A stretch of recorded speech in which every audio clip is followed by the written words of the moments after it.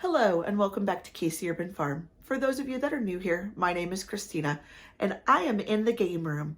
I came out here with the intention of going through my seed boxes and making some planting choices for my 2022 garden, but I got a little sidetracked and then I realized that my seed catalogs had not come in yet. But I figured since I was already out here, I had my books, I had my phone, that I would just set up the tripod and show you all some of my favorite gardening books that inspire me every year and have for 2 decades, for about 20 years now. And it just never gets old. I still appreciate them as much today as I did when I was given them as gifts.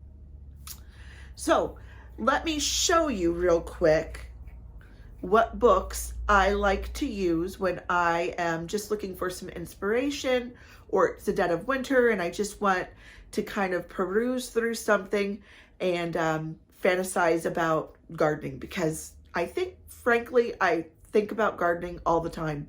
I walk in my back gate and I look at my yard and it's always, what can I add in this corner? How can I move this? What should I plant over here? And I've been that way since I was for sure a teenager, if not younger. But let me show you these books. The first one is called North Country Gardening, and it's by Neil Moran. And it is an older book. Some of the information in it will be altered a little bit, especially since the growing zones have changed over the years. I want to say, when did I get this book? It was reprinted. Its last reprint was in '97. And so I probably got it as a gift that year for Christmas. So I've had this one for a really long time. And, you know, it's starting to show its age. So one of the things that I really like about it is, you know, it just has this old-timey style to it with the larger print, the name. It gives a little picture, a description about, you know, what each thing is. I just love the layout in it, and I love the pictures, and just, it really is brought down to the most simple of forms for those that are a new gardener that are just looking for, you know, a simple description of certain vegetables and approximately when you plant them. This book has that information. So, and then this was a real gem. Now, I don't know if any of these are still, you know, if the information is still accurate, but then it tells you herbs and rare seeds, flowers, water gardens, fruits and berries, and a source for wild rice. And it has those lists.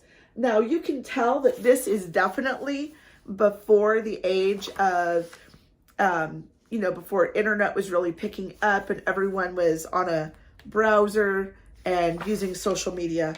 It has a little blurb about kids and gardening.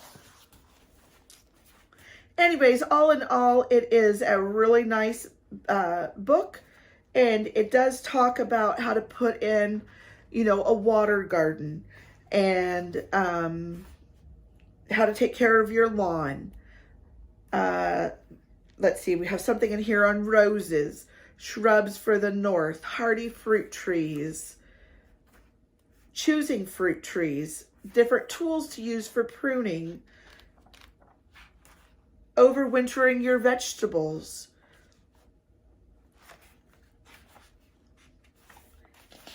And these pictures, are these just not the greatest?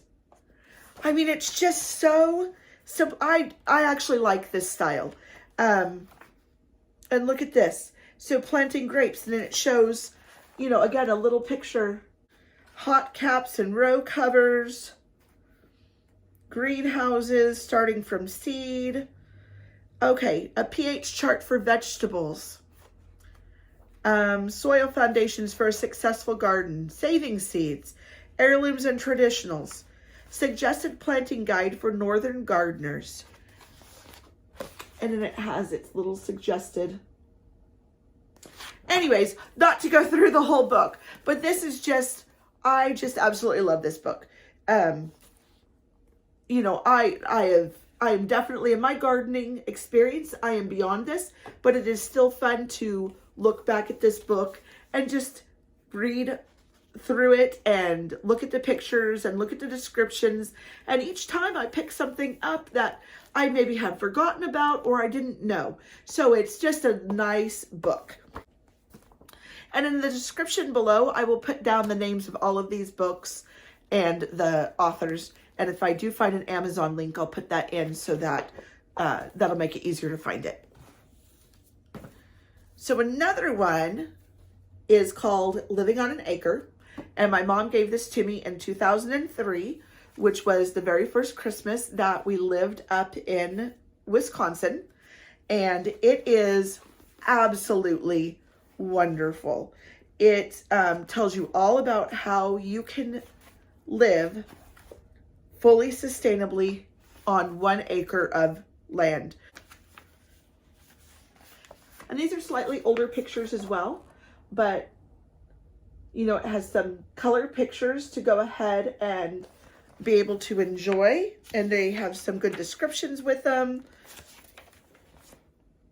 Talks a little bit about dairy farming, raising sheep, raising goats, raising chickens, how to do greenhouse gardening. It talks about how to rebuild an old well on the property.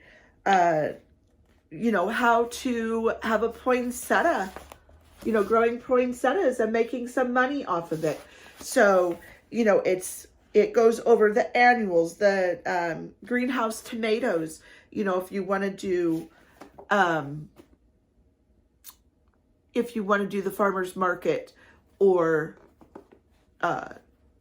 market gardening from your property. It goes over the different things. It talks about beekeeping, the biology of bees, the bee management cycle, and it gives a little diagram. So in the back description says, who hasn't daydreamed at one time or another about selling produce at a farmer's market, keeping chickens, or planting an orchard of fruit trees? Inside every do-it-yourselfer is a longing for a more independent lifestyle and the satisfaction that can come from getting your hands dirty while turning some earth. Whether you're thinking about a second home in the country, starting a part-time farm, or going back to the land, Living on an Acre is the classic USDA handbook offering a comprehensive and fully updated approach to considering the benefits of rural versus urban life, what to think about when remodeling an older home, how to build a barn, growing for self-sufficiency versus growing for profit, beekeeping, raising livestock, land conservation, and much more. The U.S. Department of Agriculture's team of experts is an impressive array of authorities ranging from farm management specialists to state farm advisors to agricultural economists to the former Secretary of Agriculture. Christine Woodside is a freelance editor and writer whose articles have appeared in the New York Times, the Christian Science Monitor, Backpacker, Yankee, Women's Day, and Publishers Weekly. In 1987, she hiked the entire Appalachian Trail with her husband, Nat Eddy. So back in 2003, it retailed for $19.95. I'm not sure what it is today, but again, fantastic, fantastic book. So under the contents, some of them are the new Back to the Land movement, pluses and minuses of living in the country, acquiring the spot, like selecting your community, improvements for your place, going through like remodeling, a personal experience, building that dream house, landscaping, land improvements, your farmstead buildings, water and waste disposal, power sources and equipment, doing your 5-year plan, picking your animals, growing and raising, how to do it. And it goes through each category of fruit trees, grapes, 4 kinds of berries, vegetables, ornamental plants, dried flower arrangements, and on and on and on. It even talks about raising mink, which I have not heard about in a while. So anyways, if you get a chance, check that one out. And again, I'll have that info in the description below. So another one that I absolutely love, because I do a lot of herb gardening, and it's called The Complete Herb Gardener. And this one, let's see, what edition do I have? This, oh, and in it I have the How to Herb book tinctures, and it has a little key on that. I love doing tinctures. I was just talking about that the other day. I have a big bottle of vodka that I keep for making tinctures. It looks like this edition was published in 1996.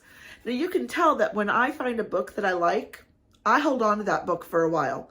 And if it makes it into my favorites, it's definitely, even the dated ones, I like to hold on to them.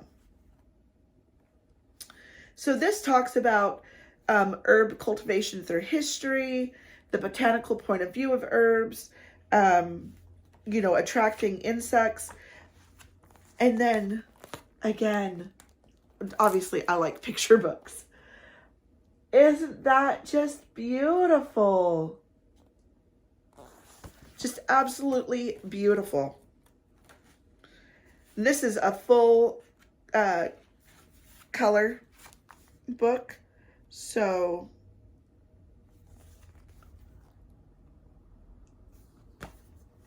you know, fragrant herbs. Let's see. Talks about making a stinging nettle extract, companion planning. You know, it's very informative. It has lots of mixture of full color pictures and then drawn pictures. And this one retailed for $14.95. This is what it says on the back of it. Herbs add more than mere flavor. They also provide culinary cures. Using garlic and dill in your dinner, for example, will give you lower blood pressure and better digestion for dessert. Recipes using herbs for healing purposes date back to 2400 BC in Egypt, and many of them are still in use today. Learn about every practical aspect of growing herbs, including choosing, planting, and designing an herb garden, picking companion plants to enhance flavors of neighboring vegetables and ward off insects, and a number of other tips to keep your herbs healthy. Discover tricks of drying and preserving, flavoring oils and vinegars, preparing spirits, salves, and creams, and much, much more. Sip 2 cups of rosemary tea morning and night to ease stomach pain, or soak in a rosemary bath for rheumatism relief. An incredibly comprehensive reference section gives a brief history of over 75 herbs, along with their physical characteristics, active substances, cultivation, harvesting, and culinary and medicinal uses. For anyone interested in the myriad of benefits derived from herbs, this is the ultimate source. That gives me shivers. I mean, who doesn't want to read that? So, great book.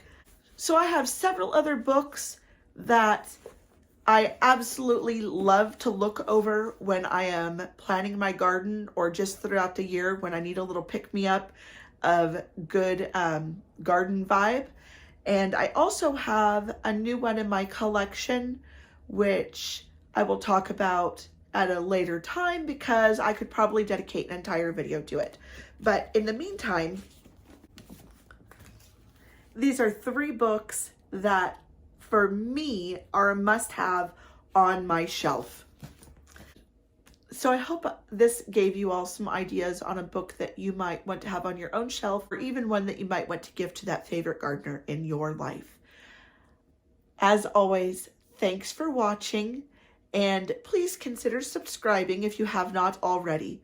If you have subscribed, don't forget to hit that notification bell so that you do get notified when I have new videos out. Now, since I am participating in Vlogmas for the month of December 2021, my goal is to post one video a day from December 1st until December 24th. I'll be watching for those videos daily in the month of December. As always, be kind to one another, be safe, and I'll talk to you next time. Bye.